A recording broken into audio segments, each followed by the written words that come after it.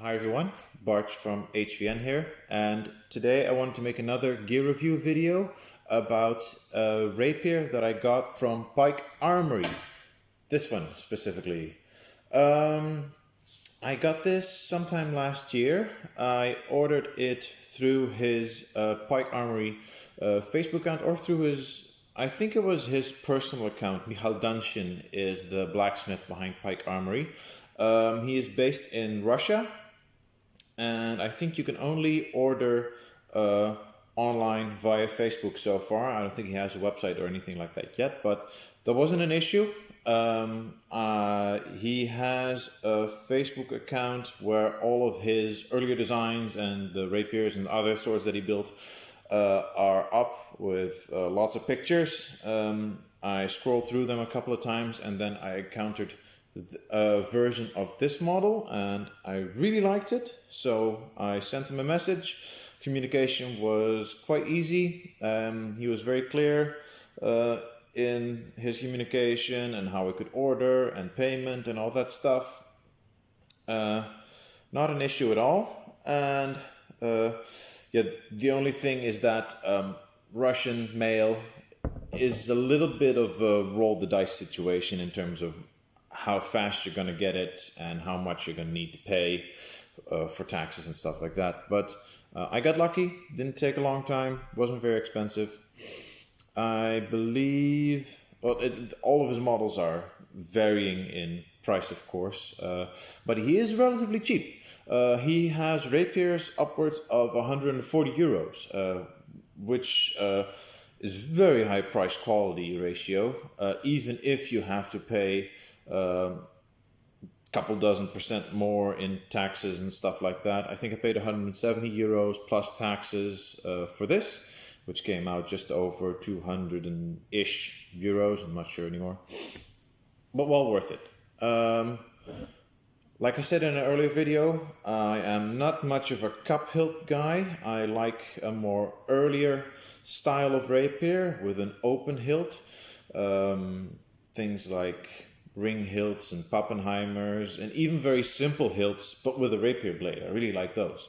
So I saw this and I thought, that's sort of like a Pappenheimer, except the protective dishes here are like a little bit more like an earlier style. I'm not a huge buff on like the history of the rapier hilt and stuff like that. I just thought, this looks cool, I want it, so I got it.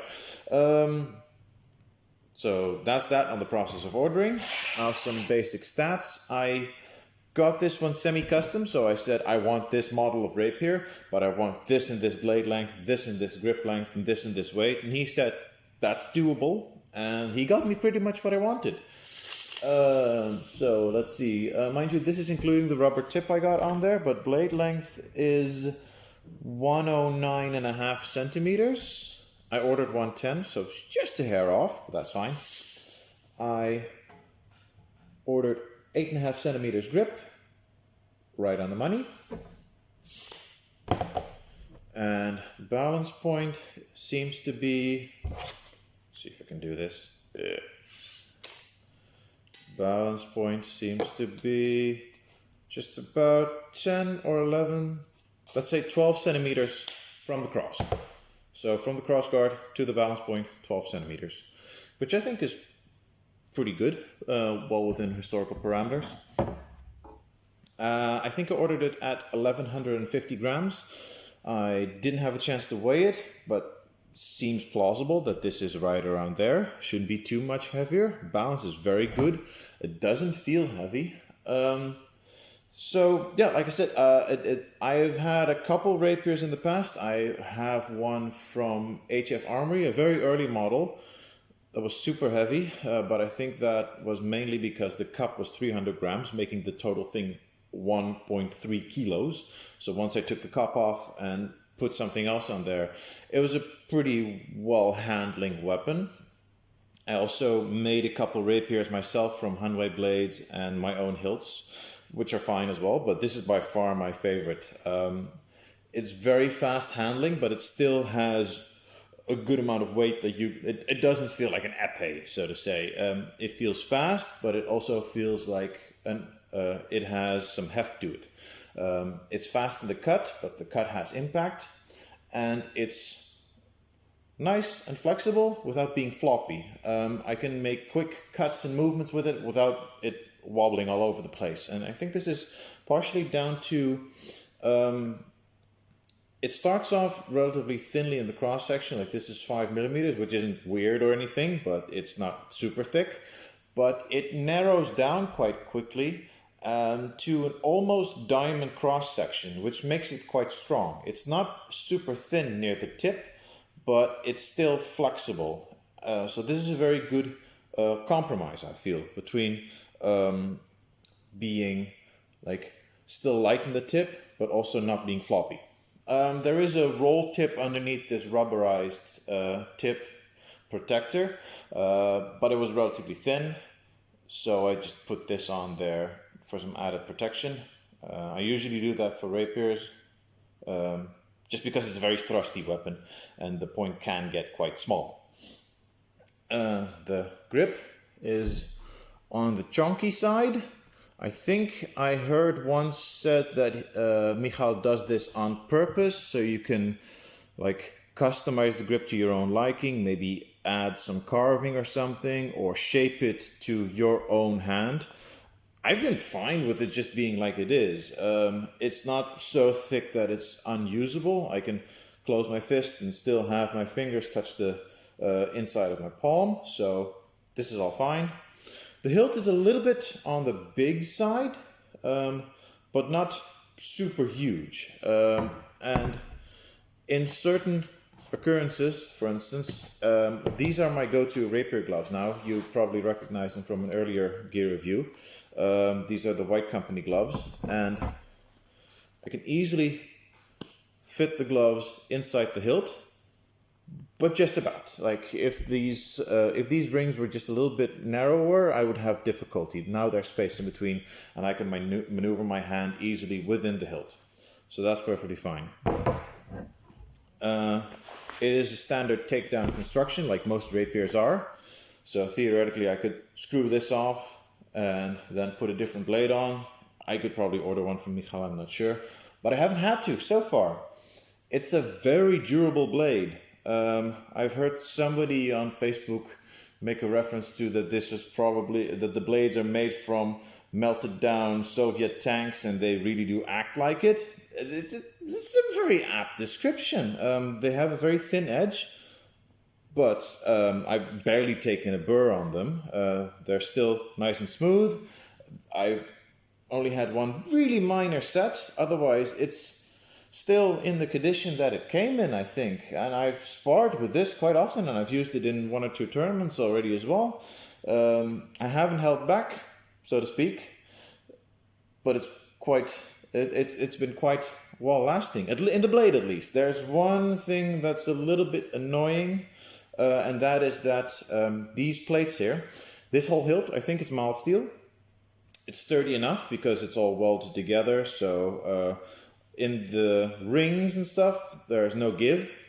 But if you hit the front plates, like right here, they have a tendency to go, and you have to bend them back again. Not a big deal. I think it might affect longevity over time, but they don't bend so much that I have to actually forcefully bend them back a whole deal again, which would eventually could cause metal fatigue, but so far I don't think it should be a big issue. The fact that that it's mild steel does cause some burring here and there, but if you're going rapier on rapier, the burrs shouldn't be that big because rapiers generally aren't super hard hitting. I've used these against saber as well, which might not have been a great idea, but I have seen people use Pike Armory rapiers against longsword as well. So that should be fine, I think. So overall, very happy with this rapier. I've been considering buying from Pike Armory again. The only reason is that I feel like that would be superfluous and it'd just be like out of greed, just because I like the sword so much. But I already have one of everything. people will probably recognize this. You already have a sword, so why do you need a new sword? Because there's a new sword to get, basically. But yeah, would I buy this exact model again? Maybe, maybe not. His Pappenheimers, those are one of his more popular Rapier models as well. Those have the discs more domed like this, and they're attached to the rings over here and here. They seem a bit more sturdy, but they still look nice and early Rapier model-ish. I would really like to get one of those. I might buy one, I might have bought them in hindsight instead of this one. I'm still very happy with this one though. It looks nice. It feels really good. It's a very durable weapon, which I like. You don't want to spend 200 euros on a sword and then have it fall apart in a year. So overall, very good experience. Would recommend.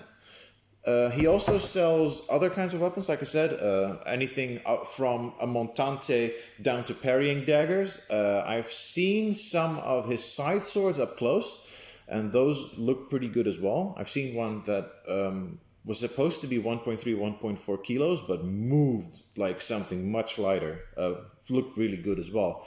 And like I said, they're very affordable. So look them up on Facebook, Pike Armory or Michal Danshin. Good stuff. So I hope this review was useful. I plan to make some more in the future. And some more like overall HEMA videos as well. Look out for those. I hope to see you all again in those videos. Bye.